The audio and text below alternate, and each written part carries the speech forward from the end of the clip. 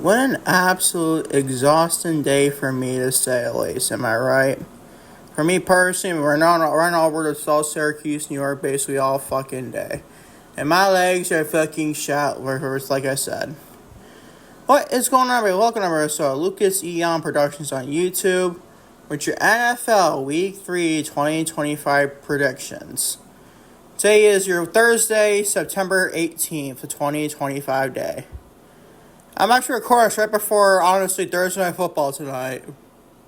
So as long as I get this out right before the end of the game between Dolphins and Bills, I feel like this could be accurate.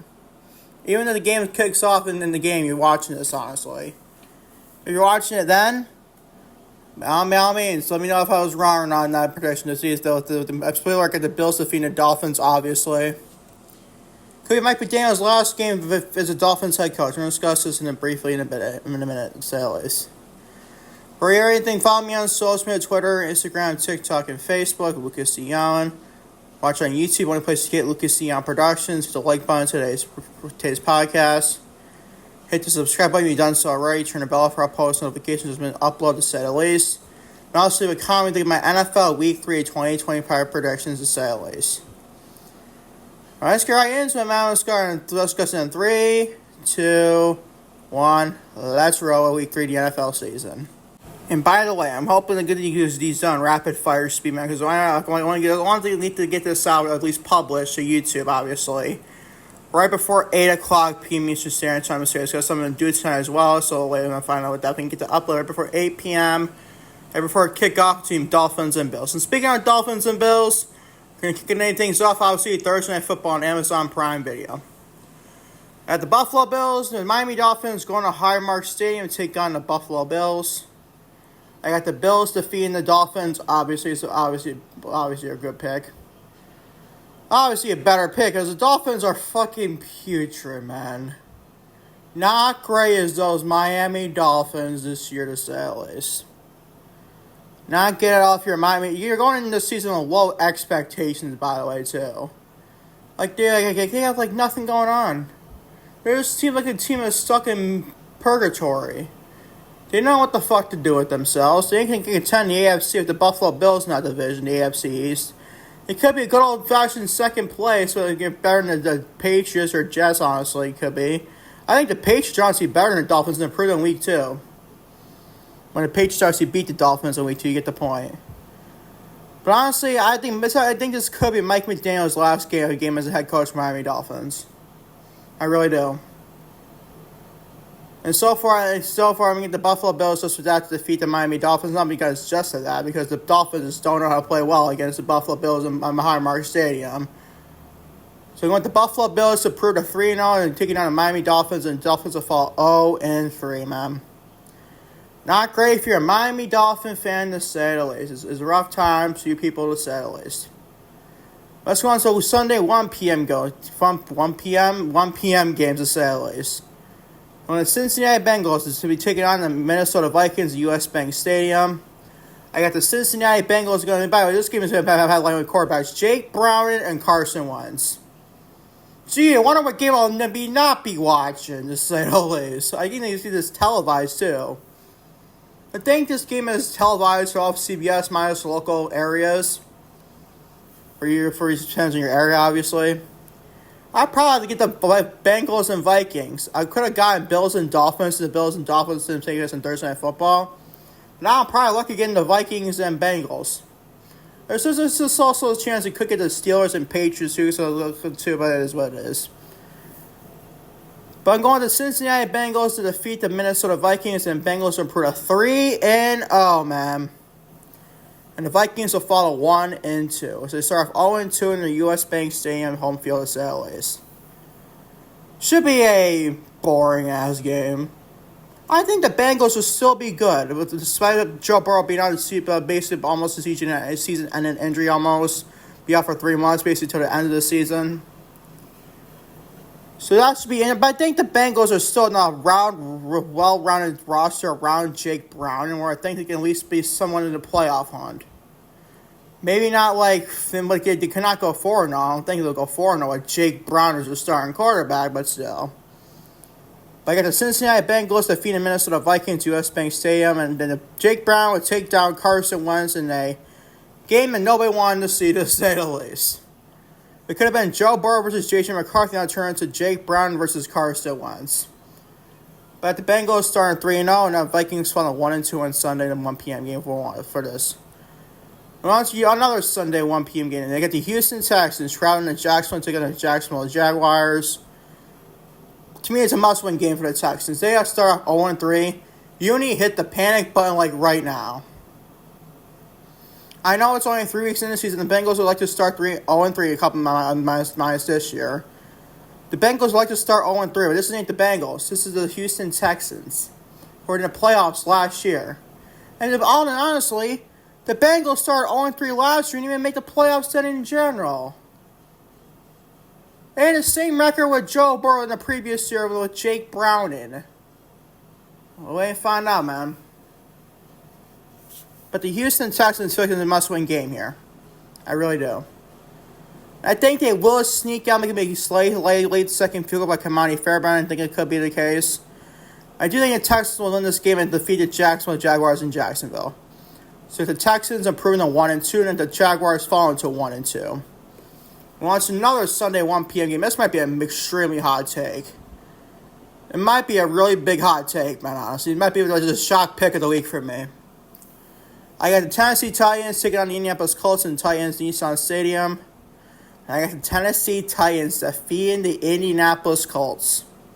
The undefeated Colts are led by Indiana Jones, Mr. Daniel Jones. If this pick comes back to bite me, I'll be honest, I would say I'd be wrong with next week in week 4 predictions. I don't know, man. There's something about this game. I have this weird feeling, because Cam Ward showed me some freaking highlights now, despite in week 2 against the Rams, that miracle throw he did downfield. The throw to the left of the side, being always to the right. That was freaking badass. And I do think Cam Ward can sneak out a victory here. It could be late second field goal, whoever their kicker is. It could be. But I think the Titans will sneak out a victory here. I really do.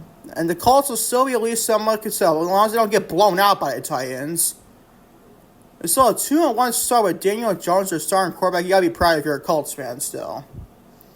You know, you'd like to start 3-0, but I just don't feel like Daniel Jones will start 3-0 as well as the Indianapolis Colts. If I'm wrong, I'll be honest, I'll be wrong.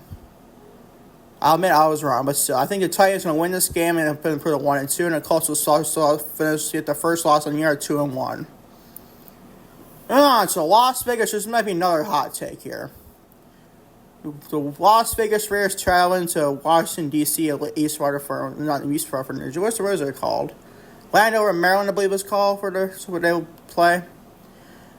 Las Vegas Raiders will travel to Washington, D.C., nation's capital, to take on the Washington Commanders. I'm sorry, Redskins. They're not going to the Las Vegas Raiders win this game. For one reason and one reason only, because we don't know the health status of Jay Daniels. I heard he's been going through injury stuff to say at least this whole week and going to last week as well. So I think this could be a game where either Marcus Mariota gets a lot more touches and not named Jane Daniels or Jane Daniels is flat out for this game. We shall wait and find out. But I think the Raiders will sneak out a victory as well here. I really do. Even if Jane Daniels plays, because he's not going to be healthy. He seems like 95%, but still, I think the Raiders just be for that in general. And that defense of Max Crosby, I think they can win this game. I really do. So we got the Raiders defeating the Washington Commanders / Redskins, and the Raiders will improve to 2-1, and the Redskins will fall to 1-2. Don't worry, the Redskins will still be just fine. You got at least a sellable schedule, I think, after this. I don't know the schedule right in front of me to say at least, but still. I got the Raiders defeating the Redskins, and the Raiders improve to 2-1. The Redskins will fall to 1-2. And on to another Sunday 1 p.m. game. You get the defending Super Bowl champion Philadelphia Eagles taking on the Los Angeles Rams in Lincoln Financial Field. I got the Eagles defeating the Rams, and the Eagles will improve to 3-0. By the way, undefeated teams, by the way, week 2. I got the Eagles improving to 3-0, and at the Rams falling to 2-1 to suffer their first loss in the NFL season. This should be a great game. Obviously, Matthew Stafford and Jalen Hurts last time we met each other in the play, and like it was the last time we met each other in general. They had a very good, the underrated playoff game last year in Lincoln Financial Arena. That snow, it's basically a snowstorm to say the least. Well, it's like a total snowstorm. It's like basically a whiteout, honestly, the snow in Philadelphia. So I'm actually interested in this game. I hope the guy can get to watch this on Fox. I think it's taking place on Fox, I believe. So there you go. Should be an interesting game for sure. About to figure out the Philadelphia Eagles defeating the Los Angeles Rams. And the Eagles will improve to 3-0, and the Rams will fall to 2-1. We want to another Sunday 1 p.m. A lot of Sunday 1 p.m. games to say the least.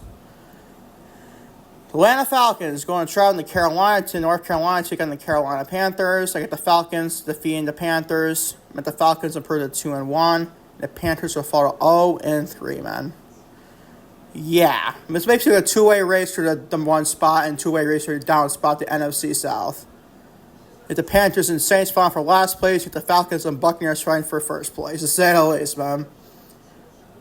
At the Falcons, still their defense is legit. And trust me, I know it's J.J. McCarthy, and J.J. McCarthy only has been playing putrid the first 7 to 8 quarters of the game of the season. Yeah, one good quarter or one great quarter, but obviously 7 putrid quarters to say, at least you're a Vikings fan.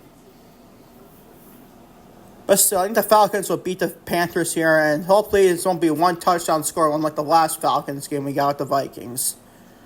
So the Falcons will have the Falcons defeat the Panthers, and the Falcons improve 2-1. The Panthers will fall to 0-3. Not great at all.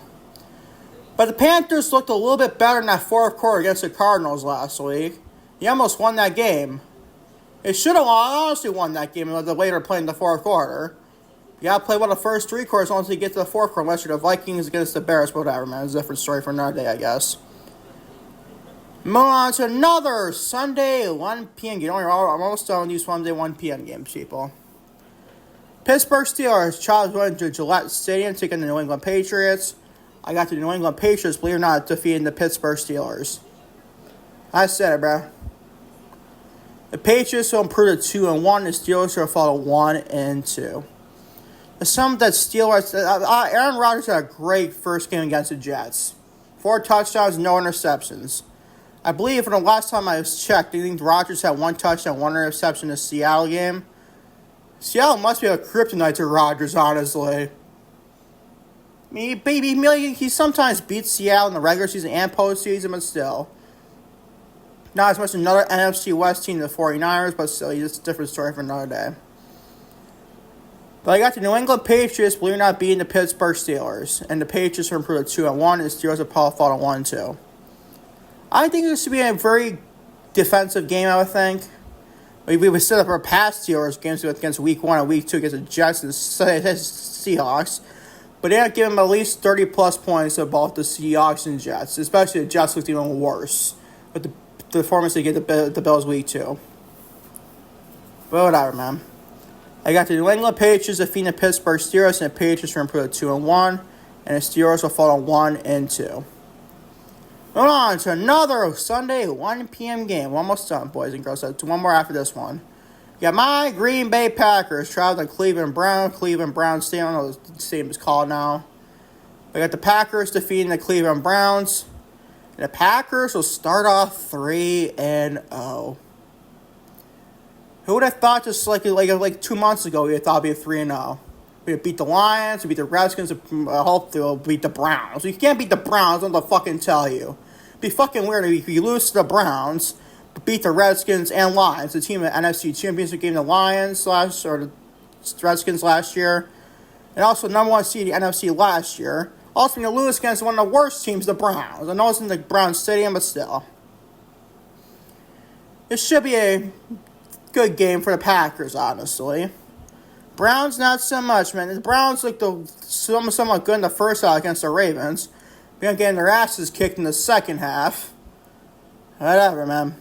Poor Cleveland Brown fans, you ask me. Watch that back for me and knock on wood. Please, football gods, don't disappoint me after a good 2 weeks, first 2 weeks. Say at least. But my Green Bay Packers starting 3-0 defeating the Cleveland Browns, and the Browns will fall to 0-3. The Packers will start off 3-0. We're on to your final 1 p.m. game, believe it or not, boys and girls. You got the New York Jets traveling to Tampa Bay and Raymond James Stadium to take on the Tampa Bay Buccaneers. I believe Tyrod Taylor is starting at the quarterback position for the Jets this week. Because Justin Fields is hurt, I believe, or just sitting this week. I don't know what they're doing with Justin Fields there. But anyways, the Tampa Bay Buccaneers obviously defeating the New York Jets here. If anything, if the Jets somehow win this game, I'll be fucking shocked. I really would be. But the Tampa Bay Buccaneers will defeat the New York Jets in my predictions. The Buccaneers will start off 3-0, and the Jets will fall to 0-3. Not great. Not great for the Jets, but very good, obviously, for the Buccaneers. Baker Mayfield, I gotta give a shout out to Baker Mayfield, though. He might be at least an MVP-type candidate for the Buccaneers. With that Week 2 performance, I know Week 1 wasn't the best technically as well as efficiency-wise, but I think he ended up throwing, 3 touchdowns against the Falcons? I think Baker Mayfield is one of those quarterbacks you can't underestimate. Is he one of the elite tier quarterbacks? No. Was he worth the number 1 overall pick? No, he wasn't. But honestly, I think the Browns basically try to ruin Baker Mayfield's career. And obviously the Panthers even worse. But the Buccaneers revitalized Baker Mayfield's career. You love to see that for Baker. Should he still win number 1 overall in 2018? No. Over Josh Allen and Lamar Jackson? No. But still, he's still a very good quarterback if you ask me. But the Buccaneers start off 3-0, and the Jets will fall to 0-3 in their game against each other on Sunday afternoon. Now we get to the 4 p.m. game finally, boys and girls. Denver Broncos traveling to the Los Angeles Chargers and taking on the Chargers in SoFi Stadium. Believe it or not, I got the Broncos winning this game. It could be not as big of a hot ticket as the Titans defeating the Colts, but still. I got the Broncos defeating the Chargers. I know the Chargers looking very good on paper, but they're out Khalil Mack this week, and that could be a huge loss in the defensive line for the Chargers. And it could be a big game for the Broncos, potentially take advantage of that in the passing game. So that the Broncos defeating the Chargers should be a good game, either way you look at it. If the Broncos are to 1-1, put basically big expectations going in the offseason. Obviously, the Chargers are the number 1 team in the AFC West right now. But I got the Broncos defeating the Chargers, and the Broncos are improved at 2-1, and the Chargers will follow 2-1 as well. Should be a good game, though, if you ask me. Won't be probably watching, and arguing again in a minute to say LA, so we're going to get into it in a minute. Now, if we can get the Seattle Seahawks to be hosting the New Orleans Saints in Lumen Field. I got the Seattle Seahawks obviously defeating the New Orleans Saints. The Saints are going to they could realistically go 0-17. I ain't joking. They look a little better than what I thought started out the gate. But they're traveling to Lumen. Those games are at home against the Cardinals, who are not a great 2-0 team. And what's the other game? Is the 49ers have Mac Jones as the starting quarterback. Do I say anything else? No, I don't. But the Seattle Seahawks will hopefully defeat the New Orleans Saints, and the Seahawks will improve to 2-1, and the Saints will fall to 0-3. We're on to another 4 p.m. game. You got the Dallas Cowboys traveling to Chicago, taking on the Chicago Bears in Soldier Field. I honestly hope both teams lose this game, if you ask me. It could happen. It could go to a tie. I don't know if there's any more unlimited overtimes. And by the way, I didn't know in the regular season. I know if they're for this in the postseason, that you can have each team gets 1 possession if you score a touchdown in the first half of overtime. Your first possession in overtime.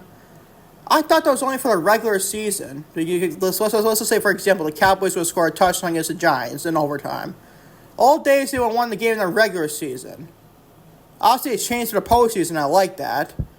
But now they changed it for the regular season and postseason. I didn't know that until actually when I saw the Giants and Cowboys game. Which, by the way, was fucking seminal, the kids would say. 40-37. You think the Cowboys and Giants be that fucking high scoring? That would be crazy. But still, man. But the Dallas Cowboys is defeat the Chicago Bears, and the Cowboys will improve to 2-1. The Bears will fall to 0-3. How's that for your offseason champs there, NFL? Yeah, there you go. No, it's another for the final 4 p.m. game for Sunday. You have the Arizona Cardinals traveling to Levi Stadium to take on the San Francisco 49ers, led by Mac Jones at the quarterback position. Obviously, you have Brock Purdy out for a couple more weeks. I got the 49ers defeating the Arizona Cardinals. Even though Mac Jones is starting at quarterback, I don't think Kyler Murray will do it. Yes, he hasn't been too good. I know their Cardinals are 2-0, but let's be real. They played the Saints and Panthers, man. We're 0-2 going into this week.